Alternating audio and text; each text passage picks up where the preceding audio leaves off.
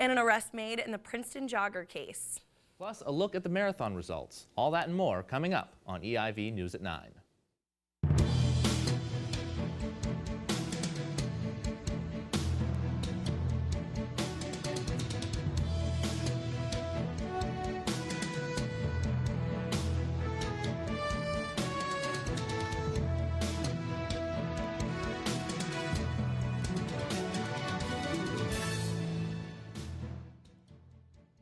Hello and welcome to EIV News at 9. I'm Lindsay Perdue. And I'm Joey Sack. We begin with tonight's top stories. The body of a missing Southborough man has been pulled from the Charles River. Michael Kelleher was found in the river around 9 a.m. when, according to Massachusetts State Police, a witness said they saw a body by the locks. Police have made a preliminary identification, but official confirmation is still pending. Kelleher was last seen leaving a Celtics game at the TD Garden in late March. The cause of death has yet to be determined, and the investigation is still ongoing. Police arrested a Worcester man suspected in the murder of a Princeton jogger last year. Angelo Colon Ortiz has been charged with aggravated assault, battery, and assault with intent to rape. Vanessa Marcotte was out for a walk while visiting her mother and never returned home. Her body was found naked and burned half a mile from her parents' house. Police received over 1,300 tips in the case. This led investigators in search of a medium-build, Hispanic or Latino suspect with short hair and a dark-colored SUV. Testing showed Colon Ortiz to be a match for DNA found on the victim's hands. He is currently being held at the State Police Barracks in Millbury. Wreaths honoring the 3 people killed in the Boston Marathon bombings were placed near the marathon's finish line. The family of Martin Richard and representatives of Lingzi Lu's family placed the wreath along with Mayor Marty Walsh. The second wreath was placed further down Boylston Street by Governor Charlie Baker and the family of Crystal Campbell and a representative of MIT officer Sean Collier's family. The 2 groups then met in the middle for a ceremony. Now Maya with a look at the Boston Marathon. Met a lot of people who have done it a bunch of times, and everyone has a story, everyone has something they want to tell you, a piece of advice, and I know it's just going to be a great, wonderful day. Anna Dunbar and Jamie Bunnell are 2 marathon runners with a unique story. My name's Anna Dunbar. I'm the Assistant Executive Director of the Talking Information Center. Jimmy Bunnell is the Executive Director of the Reading Service that broadcasts newspapers, magazines, and books for those who are visually impaired. Both ran in the Boston Marathon. Participating this year on Team with a Vision, which is part of MAVV, the Mass Association of Blind and Visually Impaired. And Team with a Vision, which is a group that supports and raises awareness and money for the Massachusetts Association for the Blind and Visually Impaired. I'm looking really forward to guiding one of the athletes on the team. Team with a Vision not only organizes volunteers to act as running guides, but also supports rehabilitation services for the visually impaired. Getting the chance to run in the marathon for the athletes, guides, and other members of the team is something indescribable. It feels like, not running independently. It feels like I'm running for an extended family and with an extended family, whether you're on the road with us, putting one foot in front of the other, or raising money, raising awareness, or guiding a visually impaired athlete. The crowd makes it so fun because not all marathons have crowds like Boston does, and it's just from Hopkinton to Boston, just tons and tons of thousands of people all cheering for you. Team with a Vision has participated in the Boston Marathon for the past 24 years and has shown the world that disability does not mean inability. For EIV News, I'm Maya Pagan. Thank you, Maya. 2 people were shot in a Worcester home invasion Saturday night. When police arrived on the scene, they found a man who had been shot in the leg on the ground outside. Within the house, they found another man who was shot, as well as a woman with a minor ankle injury. The pair told officers that the man outside had attempted to enter their home at gunpoint. The gunshot victims allegedly fired at each other, and the woman injured her ankle running to the basement. A reported second suspect ran away after the shots were fired, but police are still investigating. We now go to our political correspondent, Paul Ross, for a look at politics. Thanks, Joey. Today, voters in Georgia's 6th congressional district casted their ballots in a special election which has garnered national attention. This district was previously represented by current Secretary of Health and Human Services Tom Price and has been vacant since February. This election is seen as a toss-up between Democrat John Ossoff and a pool of Republican candidates. In 2016, Price, a Republican, won the suburban Northern Atlanta district by 23% before leaving the position to serve in the president's cabinet. The president sent out a robocall against Ossoff, saying that he would increase taxes and allow more illegal immigrants into the country. If no outright winner is declared, there will be a runoff election June 20th between the top two vote-getters. This is a benchmark test to see if anti-Trump sentiments can garner enough support in a red state. And now some news from the courts. The Supreme Court denied a request early Tuesday morning from the state of Arkansas to begin the first of 8 death row executions scheduled in 11 days. It is widely speculated that voters in the state of Arkansas will attempt to get rid of the death penalty while the state government wants to keep it. Don Davis, 56, was given his last meal, which included fried chicken, beans, mashed potatoes, fruit punch, and strawberry cake. He was expected to receive a lethal injection before the court intervened. According to J.R. Davis, the communications director for Republican Governor Asa Hutchinson, quote, "I would encourage you to remember the victims throughout this process and their families who have had to go through this nightmare," end quote. It remains to be seen how long this delay on Arkansas death row will last. And finally, Chair of the Democratic National Committee Tom Perez and Vermont Senator Bernie Sanders began the Come Together Fight Back tour last night in Portland, Maine, to express the progress the Democratic Party has made since their stunning 2016 election defeat. While on the outside it seems that the Democratic establishment is beginning to cozy up to the progressive wing of the party, many progressives and supporters of the Sanders 2016 presidential campaign are skeptical as to whether or not the party will actually change. Many on the left were left infuriated with the election of Perez as DNC chair over Minnesota Congressman Keith Ellison, but are optimistic Perez will take the ideas of Sanders' populist persona and implement them into the party.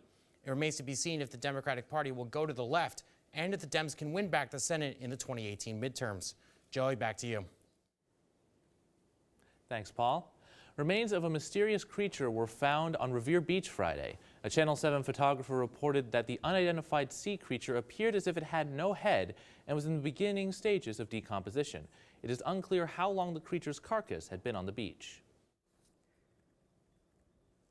State lawmakers are sponsoring a bill that would name stretches of 2 Massachusetts highways in honor of a fallen police officer.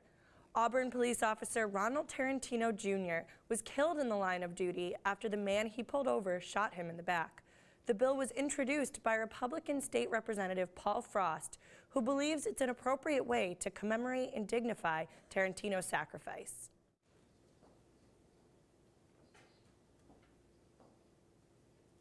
An Ipswich Public Works employee was rushed to Mass General Hospital early Sunday morning after a tree fell on him during a fire overhaul operation. Authorities report that the tree fell on the 46-year-old Gloucester man at 10:20 in the morning near Pine Swamp and Linebrook Roads. The man was taken in a helicopter to Mass General with serious but not life-threatening injuries. The victim was working with crews from the Public Works Department and Massachusetts Bureau of Forest Fire Control to put water on hot spots after a forest fire that took 14 departments to put out. Both state and Ipswich police are investigating the incident. Methuen police are looking for the car a missing 13-year-old girl was last seen getting into. Isabel Suazo was last seen getting into a red 2-door Infiniti at about noon on Saturday. No one has been able to get in contact with Suazo since, and police are urging for your help to find her. They issued this statement saying, "If you've seen her or the car in the area on Saturday, you are asked to contact Methuen Police at 978-983-8698. Fox 25 News, Boston's local Fox affiliate, plans to drop Fox from the name of its newscast, changing it to Boston 25 News. They've experienced a decline in ratings that they attribute to the negative impact of the Fox brand. Its location in Boston means its audience is largely liberal, and studies have shown that consumers believe the Fox 25 newscast leans conservatively. The channel hopes to distinguish itself as separate from the Fox News family. However, General Manager Tom Raponi claims the decision was not motivated by recent sexual assault allegations that Fox News is facing. In an update to a previous story, 31-year-old Brian Nunes was arrested by police in a Taunton home Saturday evening. Nunes had 3 outstanding arrest warrants. Just 2 weeks ago, Nunes jumped from the second-story window to escape officers who had warrants for his arrest. Police found Nunes curled on the floor under a comforter after being notified there was an unwanted guest on the second floor of 22 Cottage Street. A woman opened the door and let police come in to look around. Nunes refused to be handcuffed and struggled with the authorities. He was allegedly found with a can of pepper spray and a switchblade after police managed to handcuff him. Nunes had also been charged with carrying a dangerous weapon and resisting arrest. When we get back, a conversation about Donald Trump's latest executive order. Lauren, what are you doing? I'm getting ready to host Good Morning Emerson, of course. Good Morning Emerson? What's that? It's the best morning show ever that's on Tuesday and Thursday at 9 a.m. Wow, how can I work on this? Yeah, let's get going.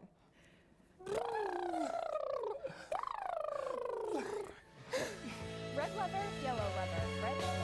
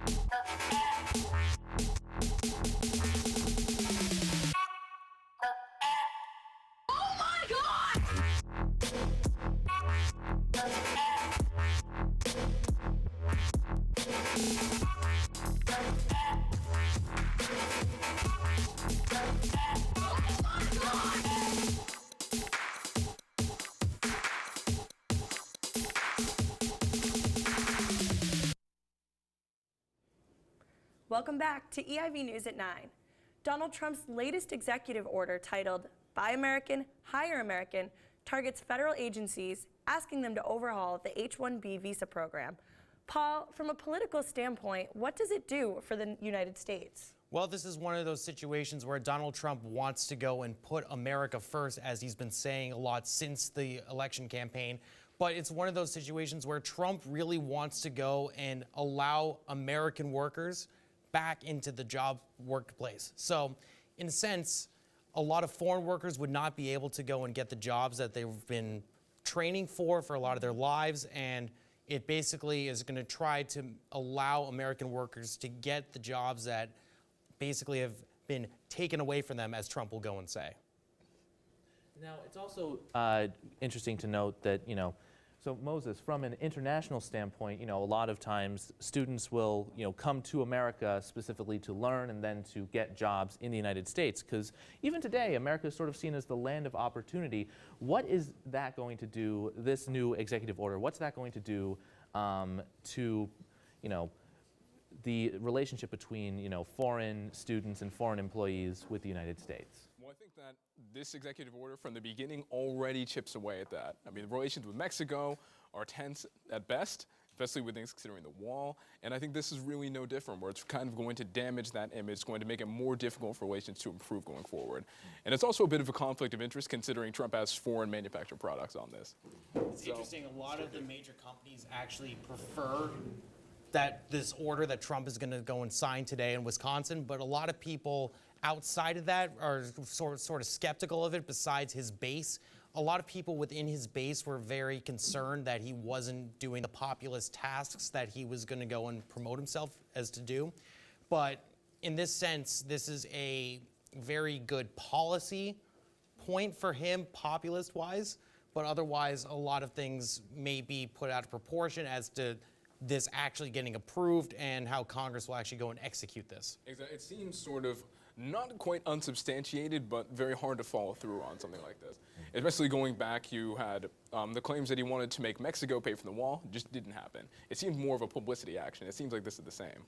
And this is not necessarily an act that Congress can go and easily implement, but it's one of those things where Trump is trying to get his message across, and just with the name of the act alone, it's able to go and have the base be more supportive of it, and for him it's a moral victory almost, but for his supporters as well. But for a lot of people outside of that, there's some skepticism. Well, thank you, Paul, and thank you so much, Moses, for joining us in studio. We are now here with Sierra with some updates on the weather. What can you tell us, Sierra? Well, unfortunately, we've seen the last of the sunny days for a bit. Today we had a high of 51 and a low of 37 with some clouds. Tomorrow we have a high of 55 and a low of 44 with a chance of clouds. And Thursday, you'll have to grab your umbrellas because the rain is back with a high of 61 and the low of 46. The rain continues into Friday with a high of 54 and a low of 39. And finally, on Saturday, we'll have a high of 53 and a low of 40 as the clouds come right on back. And that's all I have for weather. Back to you at the desk. Thank you, Sierra.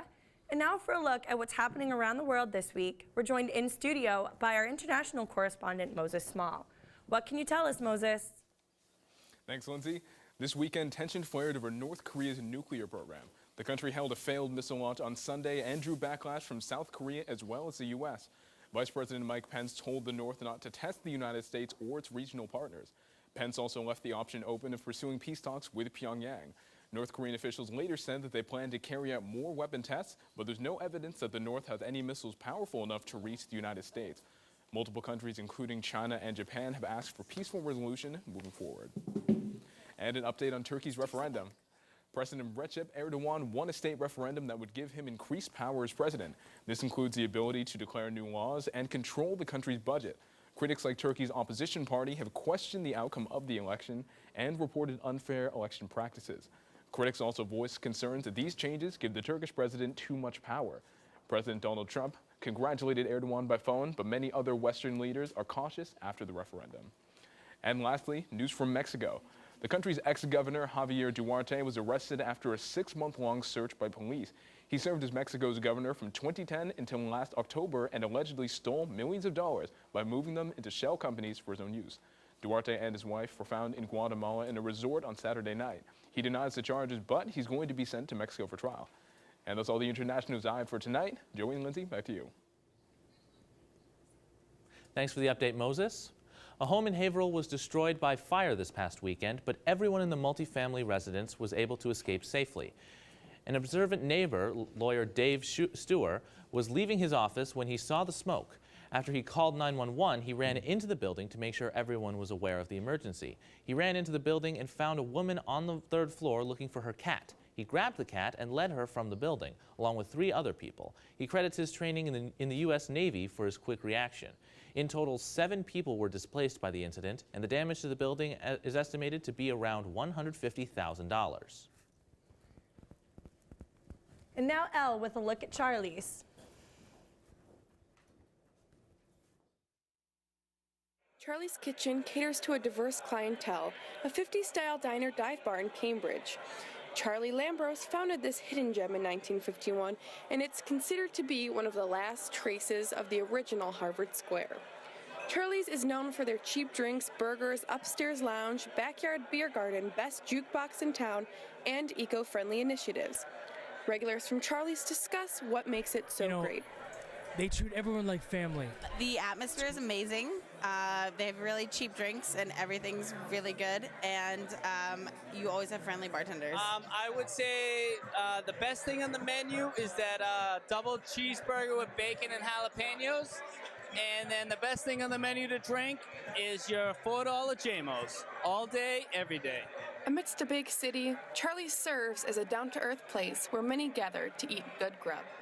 Reporting for EIV News in Boston, I'm Allison Walker. Thanks, Elle. A home break-in this past Thursday in Beverly, Massachusetts sent one woman's dog to the hospital. 6-month-old Athena was the victim of animal cruelty when her jaw was broken in 2 places by an intruder. Owner Mariah Nolasco said, quote, "We saw the blood all over the couch, and I was looking at the dog and I noticed that Athena's jaw was not closing and she had blood coming out of her mouth," close quote. Veterinarians put Athena's jaw back together and she is now wearing a brace. If this fix doesn't work, Nolasco was told the further surgery could cost $7,000. Police say they are taking the incident very seriously and are working to solve the case. Now we check in with Ross for a look at business and technology. Thanks, Lindsay. A Facebook Live broadcast went viral last week as it live-streamed a Cleveland man's murder. The situation has put tremendous pressure on the social media giant to more closely monitor the content on its platform, calling into question Facebook's readiness to handle sensitive and violent content. Steve Stevens, 37, posted a video of himself allegedly approaching an older man and shooting him in the head. He later went on to Facebook Live and revealed a lot of information about the murder as well as other alleged crimes. It took Facebook several hours to remove the post. According to various media reports and according to a Wall Street Journal tally, Facebook Live has been used more than 60 times to broadcast sensitive videos such as murder, suicide, and beatings. Marijuana farm investor Sergey Kristoff is shrugging off the anti-pot rhetoric from Attorney General Jeff Sessions as just a bunch of conservative madness. Now, he's publicly stated several times that he believes weed to be a life-wrecking dependency tool, but Kristoff, a major investor for the Honest Marijuana Company in Colorado, claims, quote, if he picks a fight, he will lose. He's fighting against the money, end quote. Under the Obama administration, 8 states and D.C. voted to legalize recreational marijuana. Colorado, Washington, and Oregon were the first to do so, and they've already developed a regulated and taxable industry for recreational marijuana, including dispensaries and groweries. And 5 other states legalized marijuana on the day President Trump was elected, but haven't yet had time to set up a regulatory structure. That's all the time we have for business. Back to you at the desk. Thanks, Ross. And now for a look at what's going on in the entertainment realm with Allie Reed. Allie? Hey, thanks, Joey. Sparkly, magical, bright colors. What's not to love about the ongoing unicorn craze? Photos of unicorn hot chocolate, unicorn macaroons, unicorn popsicles, and even unicorn grilled cheese have been the pop of color everyone's social media feeds have been in much of need lately. The most recent to cash in on the magical movement? Starbucks. Starbucks has created a limited edition unicorn frappuccino that will be available starting tomorrow till the 23rd. The whimsical pick-me-up is a mango cream frappuccino base with pink powder, sour blue drizzle, and topped with whipped cream and sprinkles. One thing is for sure, the pink and blue beverage makes for a great photo op. In other photo op news, the Coachella Valley Music and Arts Festival kicked off this weekend and has become tradition. Celebrities flocked to the desert for the music and perhaps more importantly, the photo ops. When you're heading to a 3-day music festival in the middle of the California desert, one would think to pack sensible clothes and comfortable, well-ventilated shoes for all concert-going activities. But instead, stars chose fashion over function, wearing some of the most over-the-top pieces imaginable. And the price tags are even harder to believe. Rihanna attended Coachella wearing head-to-toe Gucci, totaling $8,000 because she's Rihanna and she can. Alessandra Ambrosio thought the best place to show off her $1,500 customized biker jacket from the Mighty Company was in the desert in oven temperature heat, paired with a $2,400 bag. And Kylie Jenner sported shoes priced at $800. The list goes on, but the real winners here were Selena Gomez and The Weeknd, and they gave us what might be their cutest couple photo yet. Harry Styles was recently featured in a lengthy cover story by Rolling Stone. The discussion gets into subjects Styles hasn't discussed publicly, such as his short-lived 2012 romance with Taylor Swift. Asked if he had anything left to say to Swift, Styles said, certain things don't work out. There's a lot of things that can be right, and it's still wrong. In writing songs about stuff like that, I like tipping a hat to the time together. You're celebrating the fact it was powerful and making you feel something rather than this didn't work out and that's bad. And if you run into that person, maybe it's awkward, maybe you have to get drunk, but you shared something, meeting someone new, sharing those experiences. It's the best thing ever. So thank you. And thank you, Harry, for finally sharing the deets on the relationship we were always dying to find out. That's all I've got for now. Back to you guys. Thank you, Allie. When we get back, we take a look at sports with Brian. And more on a murder at McDonald's. We'll be right back.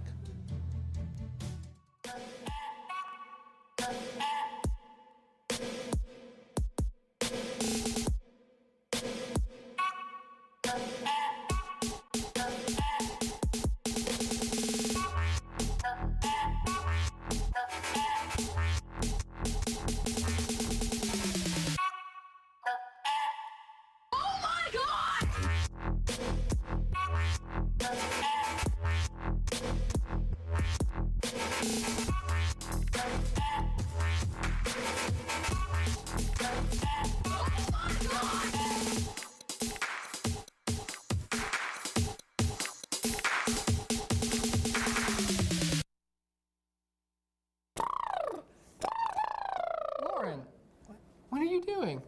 I'm getting ready to host Good Morning Emerson, of course. Good Morning Emerson? What's that? It's the best morning show ever that's on Tuesday and Thursday at 9 a.m. Wow, how can I work on this? Yeah, Let's get going.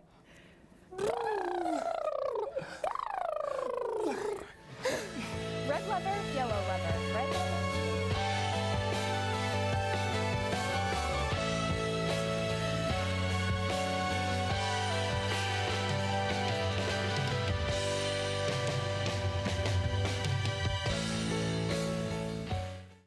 Welcome back. A man was arrested this week in Gloucester for striking a victim in a crosswalk while driving drunk. This was driver Joseph Nally's 7th OUI arrest. Pedestrian Donald Blanchette said that he was traumatized by the incident, in which he suffered cuts and abrasions all over his body. Police on the scene said they could smell alcohol on Nally and that he didn't have a license at the time due to previous arrests. He could spend a maximum of 5 years in prison. His license is now suspended permanently. Police are seeking a shooting suspect who killed one victim in the parking lot of a Dorchester McDonald's Thursday. Around 4 p.m., the driver of a Mercedes entered in a confrontation with another vehicle operator. He was shot and taken to an area hospital but died from his injuries. Police have asked nearby businesses for any surveillance footage. A Boston University law student was found safe Thursday afternoon at a South Shore hospital. Crews began searching the Charles River when 26-year-old Tamika June's BUID, wallet, computer, pair of shoes, and among other items were found along the river by a witness. Police are still investigating how she ended up at the Weymouth Hospital, but do not believe criminal acts are related to her disappearance. Often known as Boston's Skinny House, located at 44 Hull Street in the North End, this unique real estate property is getting a lot of attention for its history as it hits the market. Listed for $895,000, this home is roughly 1,116 square feet, has 4 floors, and is only 10 feet across at its widest point. Despite its narrow architecture, what is attracting buyers is its history and location on the Freedom Trail. Realtor Eric Swalowitz, who listed the property, said that the Skinny House is reminiscent of the Hatfields and McCoys. Inheriting the property from their father, one went to fight in the Civil War while the other built a house on the land. When the brother returned from the war, he built this Skinny House to block the other brother's view and light, coining this house with the name Spite House. The house's story is truly unique to Boston and its Bostonian residents. And finally, Brian with a look at sports. Thanks, guys. It was another beautiful Patriots Day in Boston. The 121st running of the Boston Marathon featured athletes from all over the world, but Kenyans Geoffrey Kirui and Edna Kiplagat won the men's and women's divisions, respectively. United States runner Galen Rupp finished 22 seconds behind Kirui, but Kiplagat ran away with it in the women's division, having previously won both the Los Angeles and New York City marathons. Over at Fenway, wearing their special Boston Strong uniforms, the Red Sox defeated the Rays 4-3 in their annual 11 a.m. matinee. It's a holiday like no other in the country, and Boston is already counting down to next year's marathon. And Game 2 between the Boston Celtics and Chicago Bulls is going on as I speak, and the Celtics are looking to rebound after a devastating Game 1 loss that had little to do with what happened on the court. Isaiah Thomas's sister, China Thomas, died in a car accident early Saturday morning. Thomas still suited up for the Celtics and scored 33 points in the 106-102 loss, but after tonight's game, he will fly home for his sister's funeral. Head coach Brad Stevens says Thomas intends on playing Game 3 in Chicago, but, quote, all plans are up to him. And the Boston Bruins now trail the Ottawa Senators 2-1 after losing Game 3 in overtime last night. The Bees originally trailed 3-0, but came back in forced overtime, where Senators right winger Bobby Ryan tipped the puck past Tuukka Rask for the game-winning goal.